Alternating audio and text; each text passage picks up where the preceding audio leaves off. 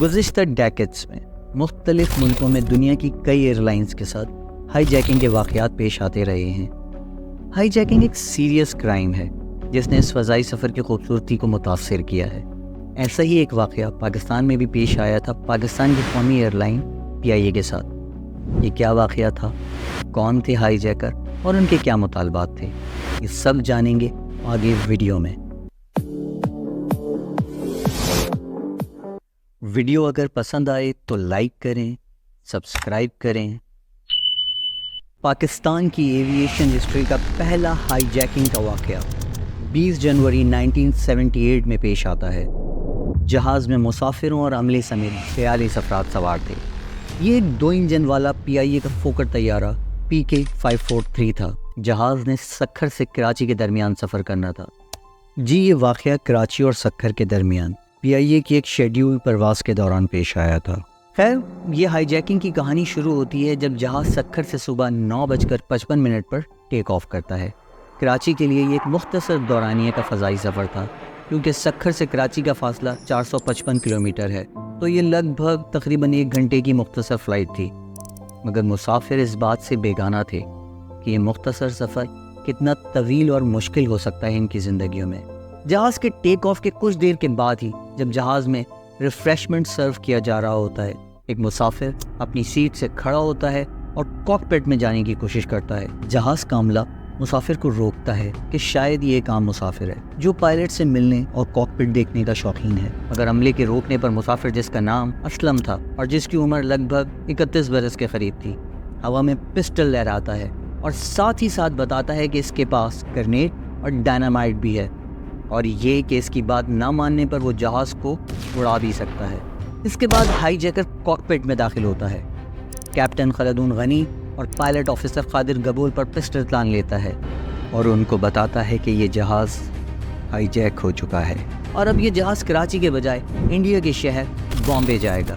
جہاز کے کیپٹن خلدون غنی جو ایک سینئر پائلٹ تھے، معاملے کی نزاکت کا فوری اندازہ کرتے ہیں اور وہ ہائی جیکر کو اس بات پر راضی کر لیتے ہیں کہ مختصر پرواز کی وجہ سے جہاز میں ایندھن ناکافی ہے اور ہم صرف کراچی آسانی سے لینڈ کر سکتے ہیں۔ اسی دوران میں کیپٹن خلدون غنی تقریباً صبح 10:30 پر کنٹرول ٹاور کو ہائی جیکنگ کے متعلق انفارم کرتے ہیں۔ PK-543 has been hijacked. We are ready to landing at Karachi Airport. اس خبر کے ساتھ ہی کراچی ایئرپورٹ کو ہائی الرٹ کر دیا جاتا ہے۔ تمام آنے اور جانے والی پروازوں کو ری شیڈیول کیا جاتا ہے تاکہ کسی بھی حادثے سے بچا جا سکے۔ سیکورٹی فورسز، ملٹری کمانڈوز اور دوسرے سیکورٹی ادارے ایئرپورٹ پہنچنا شروع ہو جاتے ہیں تاکہ ایئرپورٹ کی سیکورٹی بہتر طریقے سے انجام دی جا سکے۔ ساتھ ہی ساتھ فائر بریگیڈ اور ایمبولینسز کی گاڑیاں بھی ایئرپورٹ پہنچ جاتی ہیں تاکہ کسی بھی ہنگامی صورتحال سے بہتر طریقے سے نمٹا جا سکے۔ اس کے فوراً بعد فون کی گھنٹی کراچی کے نیشنل اسٹیڈیم کے VIP باکس میں بجتی ہے جہاں پاکستان اور انگلینڈ کا کرکٹ میچ جاری تھا۔ یہ اطلاع فوری طور پر اس وقت کے martial law administrator Sindh general Jahanzeb کو دی جاتی ہے جو chief martial law administrator general Zia ul-Haq کے ساتھ میچ دیکھ رہے تھے۔ ساتھ ہی ساتھ یہ اطلاع PIA کے چیئرمین ایئر مارشل نور خان کو بھی دی جاتی ہے۔ ہائی جیکر اپنی ڈیمانڈ سامنے رکھتا ہے جس کے مطابق اسے 1 کروڑ پاکستانی روپیز اور $1 ملین کی رقم درکار تھی جہاز کو آزاد کرنے کے لیے۔ ساتھ ہی ساتھ وہ سیف پیسج کی ڈیمانڈ بھی کرتا ہے کسی نامعلوم مقام تک پہنچانے کے لیے۔ اس کے علاوہ وہ اپنے آپ کو کینسر کا مریض بھی بتاتا ہے جس کے ڈاکٹر اس کی بیماری کے حوالے سے اسے جواب دے چکے ہیں، لہٰذا وہ ایک مجبور انسان ہے اور یہ سب کچھ مجبوری میں کر رہا ہے۔ 10:55 پر جہاز کراچی ایئرپورٹ پر لینڈ کرتا ہے۔ ابتدائی مذاکرات انتظامیہ اور ہائی جیکر کے درمیان شروع ہوتے ہیں۔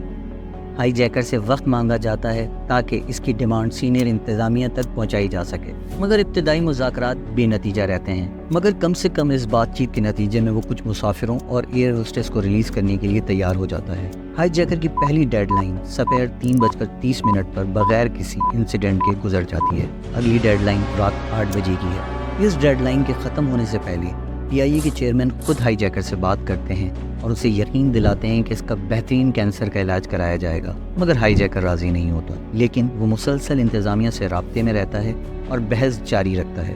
وقت گزرتا جا رہا ہے، مسافروں اور ہائی جیکروں میں بے چینی بڑھ رہی ہے۔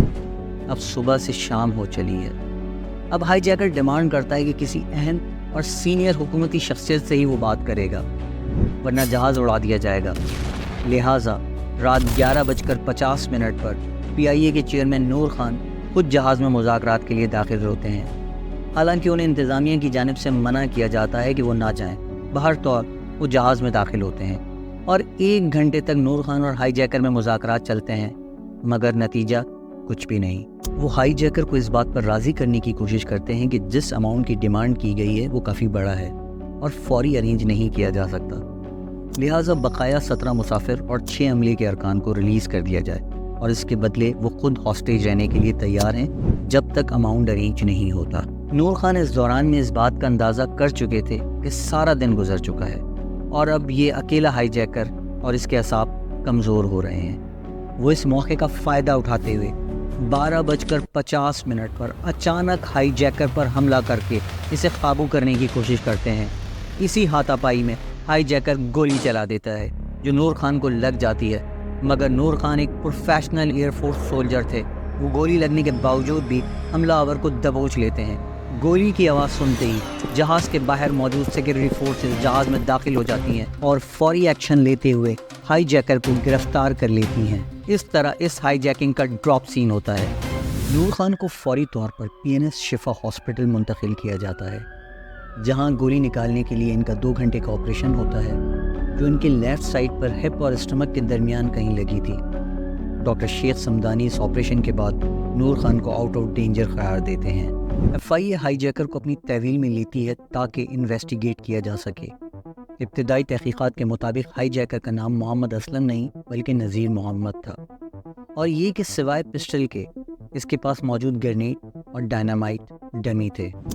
اس کا تعلق ایز اے سپاہی انجینئرنگ کور کوئٹہ سے رہا تھا اور 2 سال پہلے سے نوکری سے نکال دیا گیا تھا، اور اس کے بعد تقریباً 2 سال سے یہ سکھر کے مختلف ہوٹلز میں ایز اے ویٹر کام کرتا رہا۔ ڈاکٹر اور سائیکیٹرسٹ نے اس کا طبی معائنہ کیا تو پتہ چلا کہ اسے کوئی کینسر نہیں ہے اور وہ فزیکلی فٹ ہے۔ اس ہائی جیکنگ کی خبر کو اس طرح سے پاکستان کی نیوز انڈسٹری میں جگہ نہیں ملی جیسے اور ہائی جیکنگ کے واقعات بعد میں رپورٹ ہوئے۔ شاید اس زمانے میں میڈیا کنٹرول پالیسی تھی اور ایک ہی نیشنل چینل پاکستان ٹیلی ویژن تھا، اور یہ ہمیشہ سے گورنمنٹ کنٹرول رہا ہے۔ ایک اور وجہ جس کا گورنمنٹ پوائنٹ آف ویو سے بھی اندازہ ہوتا ہے کہ یہ ہائی جیکنگ کے پیچھے کسی دہشت گردی یا پولیٹیکل موٹیویشن نہیں تھی، اور بظاہر یہ ایک انفرادی رینسم کیس تھا، لہٰذا اس وجہ سے اتنی اہمیت نہیں دی گئی اس واقعے کو۔ اگر آپ کو یہ ویڈیو پسند آئی ہے تو ضرور سبسکرائب کریں، ساتھ ہی ساتھ اسے لائک اور شیئر بھی کریں۔